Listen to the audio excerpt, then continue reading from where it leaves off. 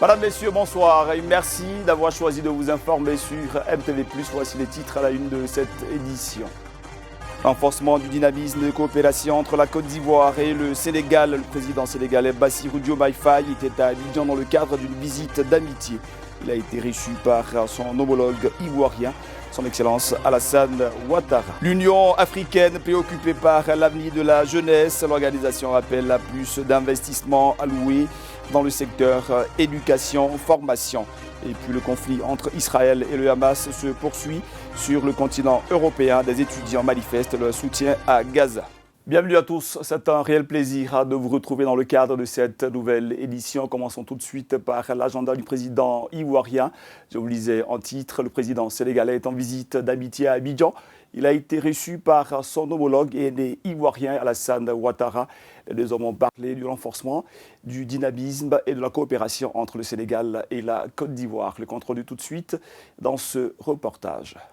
Malgré le grand changement dans la vie politique au Sénégal depuis la victoire de l'opposition à l'élection présidentielle du 24 mars dernier, une constante demeure. L'axe Abidjan-Dakar reste toujours privilégié. Le nouveau président de la République, Bassirou Diomaye Faye, a choisi la Côte d'Ivoire. En visite d'amitié, le président de la République sénégalaise, Bassirou Diomaye Faye, a été reçu au palais présidentiel, où un cérémonial militaire a été exécuté en son honneur. Accueillis par son hôte, le président de la République Alassane Ouattara, les deux chefs d'État se sont retirés pour un long échange qui aura duré près d'1h30 et qui a privilégié les questions d'intérêt commun entre leurs deux pays, notamment le renforcement de leurs échanges à divers plans, commerciaux, agricoles et savoir-faire, mais aussi le renforcement de leur coopération au plan politique face aux nouveaux défis qui se posent à la réalisation de l'intégration sous-régionale. Monsieur le Président, je suis heureux de vous accueillir, de vous recevoir et de vous voir. Je devrais vous dire que cette visite d'amitié est une visite que nous attendions. Merci de nous avoir choisis pour ce contact fraternel après avoir visité les pays voisins du Sénégal. Monsieur le Président, chaleureuses félicitations pour votre élection. Merci beaucoup. Et je vous adresse mes vœux de plein succès dans l'exercice de ces hautes fonctions. Et je voudrais ajouter que je salue également le bon déroulement du scrutin et bien évidemment le sens démocratique reconnu du peuple sénégalais. Au cours de nos entretiens, nous sommes félicités du dynamisme de la coopération et surtout le renforcement des relations qui ont toujours marqué l'évolution dans nos deux pays. Nous sommes parvenus à une convergence totale de nos points de vue, que ce soit sur les questions de démocratie, que ce soit sur les questions de coopération régionale ou bien de la situation internationale. Nous sommes totalement donc en phase. Nous avons aussi souhaité que nos ministres fassent plus d'efforts pour essayer de faire croître de manière plus forte le commerce entre nos deux pays. Nous avons beaucoup de choses à échanger et nous sommes optimistes parce que avec les découvertes qui viennent d'être faites au Sénégal dans le domaine du gaz et en Côte d'Ivoire dans le domaine du gaz, du pétrole et de l'or, ce sont des économies qui dans 2 ou 3 ans auront des taux de croissance à 2 chiffres et cela nous permettra donc d'améliorer le quotidien de nos concitoyens dans les deux pays. Et nous avons considéré qu'en matière économique, c'était important de mettre l'accent sur, bien sûr, le social et sur la jeunesse. Je vous ai indiqué que c'est ce que nous faisons en Côte d'Ivoire et ce qui a permis de réduire de manière importante le taux de pauvreté les 10 dernières années. Monsieur le Président, je ne voudrais pas être plus long. Vous avez tout notre soutien et nous ferons en sorte que les excellentes relations qui existent entre le Sénégal et la Côte d'Ivoire continuent donc de se renforcer et nous pourrons continuer de nous concerter comme cela se faisait auparavant. bonne arrivée et félicitations, Monsieur le Président. Merci beaucoup. Tous mes voeux de pleine réussite. Merci beaucoup. Merci beaucoup. Merci. Sachez, Monsieur le Président, que je suis venu d'abord rendre visite à un aîné. Et ensuite, vous renouvelez les relations d'amitié fraternelle et de coopération conviviale que nos deux pays ont toujours eues. J'ai saisi cette occasion pour saluer le leadership et les efforts considérables que vous déployez dans le renforcement de la stabilité et de la démocratie, ainsi que de la promotion du développement en Côte d'Ivoire. C'est vrai qu'au plan bilatéral, notre coopération est excellente et fondée sur des piliers solides. Nous pouvons encore faire plus, notamment dans des secteurs prioritaires, dans le secteur de l'agriculture, avec le développement des coopératives en Côte d'Ivoire dont nous voulons largement nous inspirer, et dans d'autres domaines comme celui de l'élevage, de la défense, de la sécurité, de l'éducation et de l'énergie même. Vous avez mentionné les découvertes qui ont été faites au Sénégal. Il y en a d'autres aussi de votre côté. Je pense que c'est une opportunité historique pour les deux peuples, pour les deux gouvernements, de mutualiser les connaissances et les efforts et les stratégies pour tirer le meilleur profit de ces ressources. Monsieur le Président, ensemble, le Sénégal et la Côte d'Ivoire ont un rôle important à jouer. Je vous l'ai dit, dans la consolidation des acquis en matière d'intégration de notre espace, malgré les turbulences que connaît la zone. J'ai reçu de vous des conseils avisés, des pistes de solutions qui doivent être explorées pour qu'on puisse renforcer à nouveau l'union et l'unité dans les grands ensembles régionaux et sous-régionaux que nous avons en partage. Et constante, en tout cas, sera ma disponibilité à œuvrer avec vous pour le renforcement de nos espaces communs, notamment pour ce qui est de l'UEMOA, de la CEDEAO, même plus largement de l'Union africaine. Et je suis persuadé que nous devons continuer d'agir dans la solidarité au sein de l'espace CEDEAO, de faire les réformes nécessaires et d'œuvrer à dissiper les incompréhensions qui ne peuvent manquer de survenir. Et je sais votre engagement à aller dans ce sens-là. Monsieur le Président, je voudrais vous remercier pour l'accueil et l'hospitalité et vous dire formellement mon invitation pour une visite officielle au Sénégal, dans le cadre de laquelle on aura l'occasion d'approfondir encore sur beaucoup de sujets de coopération, d'intégration africaine et aussi des questions qui intéressent le monde sur lesquelles nous avons tout à l'heure longuement planché. Je vous remercie. Merci beaucoup. Merci.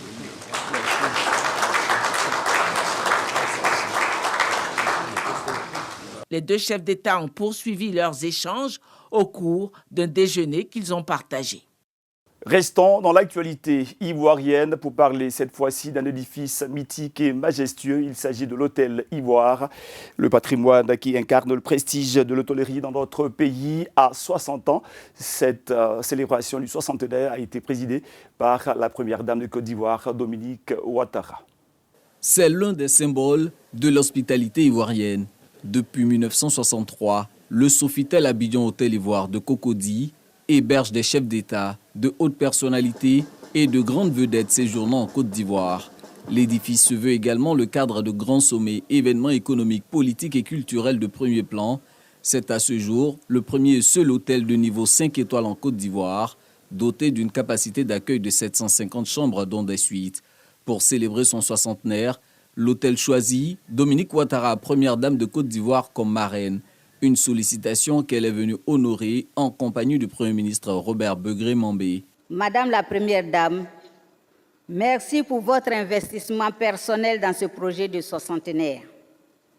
Merci d'avoir accepté d'en assurer le parrainage et surtout, merci pour votre présence. Connais-tu mon beau village? C'est une vision moderne, un accueil chaleureux, une hospitalité inégalée. Madame la Première Dame, Mesdames et Messieurs, un passage à l'Hôtel Ivoire n'est pas juste une visite dans un hôtel de luxe, C'est un voyage dans l'histoire. Né de la vision du président Félix Houphouët-Boigny, l'Hôtel Ivoire a su, durant 6 décennies, maintenir son niveau d'élite. Une dynamique que veut pérenniser le gouvernement via le ministère du portefeuille de l'État et des entreprises publiques qui en assure la tutelle technique et financière. Au-delà de la problématique de la préservation de l'héritage, l'avenir ne sera radieux que si nous savons relever les défis en matière d'adaptation aux exigences élevées de la clientèle, en matière de concurrence accrue et de responsabilité environnementale. C'est ainsi que nous pourrons renforcer la durabilité et la rentabilité à long terme de notre patrimoine. Plus globalement, il conviendra d'approfondir l'exécution de notre programme de mise au standard des établissements hôteliers déjà en exploitation. Outre l'Hôtel Ivoire, nous avons le Golf Hôtel, l'Hôtel Président, l'Hôtel parlementaire de Yamoussoukro, etc. Et en ce qui concerne spécifiquement l'Hôtel Ivoire, il s'agira d'assurer le maintien des niveaux d'investissement optimal qui permettent d'en garantir la qualité de service. S'honorant d'avoir été choisie comme marraine de cette célébration, la première dame Dominique Ouattara encourage toutes ces intelligences qui assurent à l'Hôtel Ivoire sa renommée. J'aimerais saluer l'action du gouvernement qui maintient cet édifice en bon état afin qu'il conserve son lustre d'antan. J'aimerais aussi rendre un vibrant hommage aux collaborateurs, hommes et femmes, qui constituent l'âme de cet hôtel et qui le font vivre. Toutes ces personnes œuvrent au quotidien pour donner vie aux rêves et aux envies de nombreux anonymes et personnalités qui se succèdent dans ces couloirs. Mesdames et messieurs, chers membres du personnel, c'est grâce à votre professionnalisme, à votre dévouement, à votre passion, que l'hôtel a traversé le temps en gardant toute sa splendeur des jeunes années. Je vous en félicite. J'encourage chacun des contributeurs et bâtisseurs de la réputation de cet établissement historique à continuer à faire briller notre pays à travers la qualité de son service hospitalier.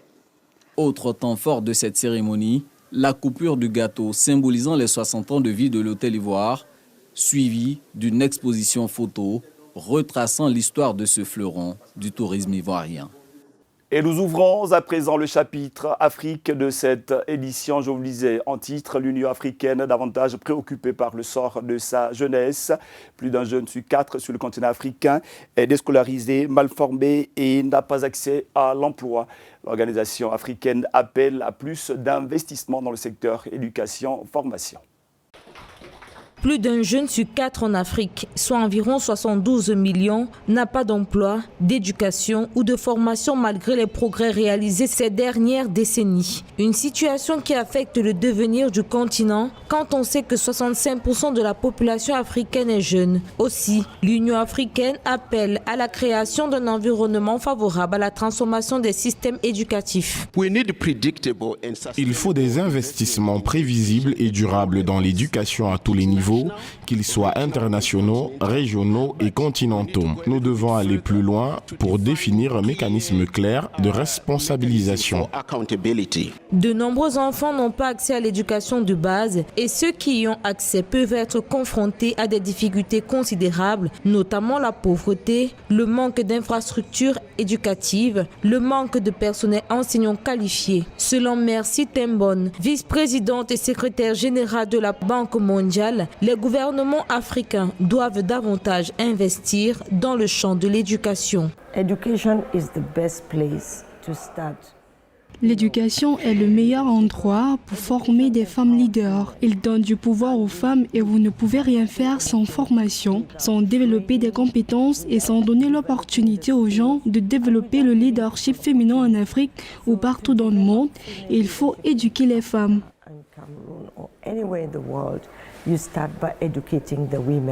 Le manque de financement, la qualité inégale de l'enseignement, la barrière linguistique et la discrimination de genre font également partie des obstacles à surmonter pour garantir une éducation de qualité pour tous. Dans ce contexte, l'éducation doit être considérée comme une priorité absolue pour l'Afrique afin de garantir un avenir meilleur pour les générations futures, comme l'indique le Zimbabwéen Prosper Matonde, secrétaire général permanent au ministère de l'eau et du climat.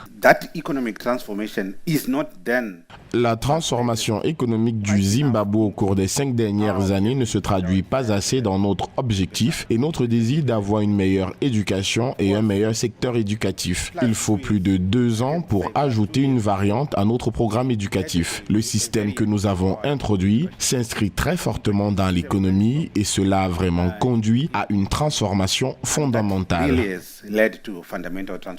L'éducation est essentielle au développement de l'Afrique et de ses citoyens. Cependant, le continent est confronté à une série de défis pour fournir une éducation accessible et de qualité à ses jeunes. En s'attaquant aux problèmes évoqués ci-dessus, les gouvernements africains et les organisations internationales peuvent s'unir pour soutenir des projets qui donnent la possibilité aux jeunes d'apprendre, quels que soient leurs antécédents ou leur situation. Direction le Togo pour parler de ces changements majeurs au niveau politique. Le président Faure Gnassingbé vient de promulguer la nouvelle constitution togolaise. Elle conduit son pays dans un nouveau régime. Il s'agit de passer radicalement du régime présidentiel au régime parlementaire. On en sait plus dans ce reportage. Le Togo entre officiellement dans une 5e république. Le président Faure Gnassingbé a promulgué la loi portant révision de la constitution togolaise, renseigne un communiqué de la présidence rendu public le 6 mai 2024. Avec la promulgation de la nouvelle constitution, le Togo passe notamment d'un régime présidentiel à un régime parlementaire. Votée en 2e délibération le vendredi 19 avril 2024, cette révision constitutionnelle est le fruit d'une initiative parlementaire conduite conformément aux dispositions légales, enrichie des contributions des forces vives de la nation à la suite des consultations tenues du 8 au 12 avril 2024. L'adoption le 19 avril 2024 en seconde lecture par l'Assemblée nationale d'une révision constitutionnelle a suscité des tensions politiques au Togo. L'opposition et plusieurs membres de la société civile dénoncent une modification de la Constitution effectuée sans débat public ni consensus. Ils craignent que le nouveau texte permette la prolongation à la tête du pays du président Faure Gnassingbé au pouvoir depuis 2005. C'est une mascarade constitutionnelle. Et bien plus, c'est la perpétuation d'une dynastie. Mais cela n'est pas autant grave que le silence de la CEDEAO, parce que la Constitution a été changée en moins de 8 jours avant les élections. Et les textes de la CEDEAO disent qu'en moins de 6 mois des élections, on ne doit pas changer la Constitution. Selon les changements constitutionnels approuvés au Togo, les membres du Parlement éliront désormais le président de la République pour un mandat de 4 ans renouvelable une fois, annulant ainsi le suffrage universel direct. La nouvelle constitution crée également un Conseil d'État et donne l'essentiel des pouvoirs de l'exécutif au président du Conseil des ministres, nommé par décret présidentiel pour un mandat de 6 ans renouvelable autant de fois que son parti détient la majorité parlementaire. On change complètement de sujet pour parler de réchauffement climatique. À présent, le défi climatique reste une préoccupation mondiale. Selon l'Agence européenne du réchauffement climatique, le mois d'avril 2024 aura été le plus chaud jamais enregistré. On en parle dans ce reportage. Le mois d'avril a été le plus chaud jamais enregistré en moyenne mondiale. C'est ce que révèlent les dernières données publiées par Copernicus, l'agence européenne chargée du changement climatique. Depuis juin 2023, tous les mois ont battu leur propre record mensuel de chaleur. Avril 2024 a connu une température moyenne de 15,3 degrés Celsius, soit 1,58 degrés de plus qu'un mois d'avril normal. Si vous regardez la température, c'est encore une fois un autre mois record. Cela signifie que les séquences des mois records qui ont commencé l'année dernière en juin se poursuivent. Et maintenant, nous sommes au 11e mois. Cela concerne la moyenne mondiale. Cela est également vrai pour la température de la surface de la mer. De nombreuses régions du monde ont connu les plus fortes augmentations de température. Aux 4 coins de l'Afrique, des records de température pour cette période de l'année ont été battus. Début avril, une vague de chaleur s'est abattue sur le Mali, où les températures ont frôlé les 49 degrés à l'ombre.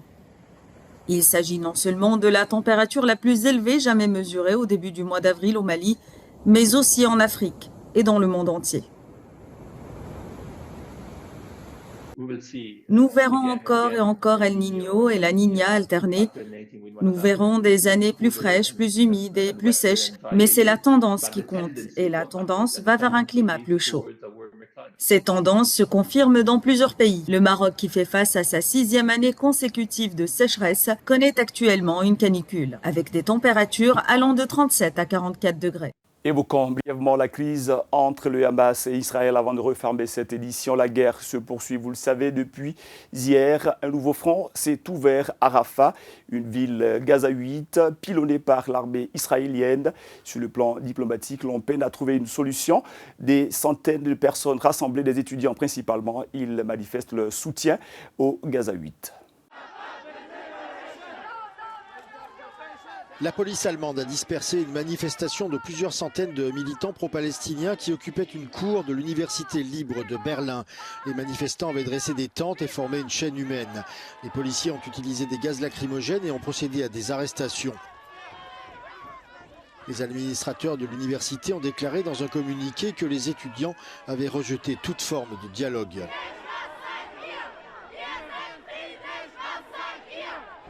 Même situation à Amsterdam où une centaine de militants ont été délogés et arrêtés. Une action rendue nécessaire selon le porte-parole de la police après des violences au sein de la manifestation. Enfin, en Autriche, une centaine de personnes ont installé un campement dans l'université de Vienne. Cette dernière et le ministère autrichien de l'Éducation ont pris leur distance par rapport à cette action. Ce journal est à présent terminé. Il a été préparé par l'ensemble de la rédaction et rendu possible par la participation vaillante et bien dévouée de l'équipe technique réunie ce soir autour de l'immense Beniakour Georges aux différentes caméras, Ulrich Lago et Laetitia Boli. Merci à vous de votre aimable fidélité. Il me reste à vous souhaiter de passer une pétillante suite de programmes sur Miracle TV+. Vous le savez, c'est la télé qui transforme.